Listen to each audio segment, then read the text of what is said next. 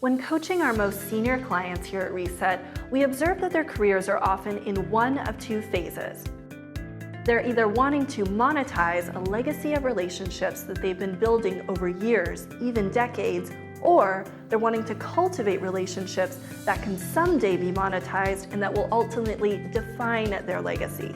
One of the most abundant areas of hidden prospects lies not only in new sales, but actually in social relationships that you already have. In fact, social relationships that don't convert to business relationships are actually unleveraged sales. So why do we hesitate to talk to our friends and social acquaintances about the potential of doing business together?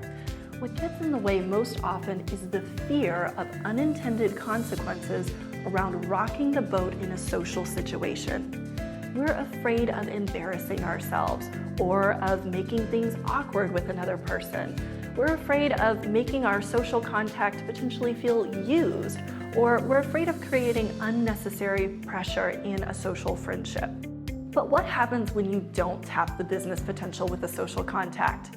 In addition to potentially missing a sale, you also miss the opportunity to genuinely help a person that you claim to care about in your personal life. And how disappointing is that? So here are the steps to having a business conversation with a social contact you care about. Step number 1, set it up in the appropriate way. Let them know why you're calling and prepare them that it's going to be a different conversation than they're used to having with you. You can say something like this. I'm calling because I think I found an opportunity to help advance your business and I'd like to run it by you. Follow it up by letting them know they won't be stuck on the phone or in the interaction with you by saying something like, I promise it'll be short. Do you have a quick sec? Is this a good time to talk? Step number 2 is to acknowledge the social familiarity between the two of you, but don't assume that just because this person is your friend or maybe they've seen you on several occasions socially, that they know what you do or what your business is all about. So you could say something like, I know you're used to interacting with me socially, but here's something you might not know about me and what my business actually does. And then follow it up with a brief explanation. Step number 3 is to honor them by letting them know you've been thoughtfully listening throughout your social interactions with them the whole time. So you could say something like, based on our social discussions together, here's what I think I know about your business goals or your business problems. Follow it up with what you think you know. And then you could say something like, odds are is that my instinct thinks you probably want to do the following.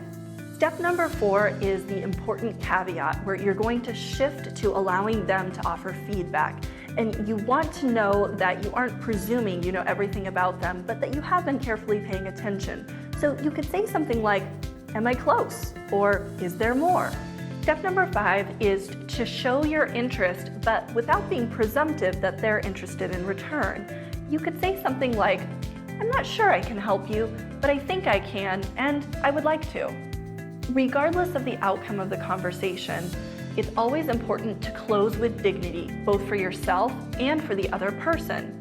So close with dignity by saying, you've already given me so much time today. Now, if you think that they're interested in taking it a step further, you can close by saying, A, can we meet or chat again when? At some future date and time.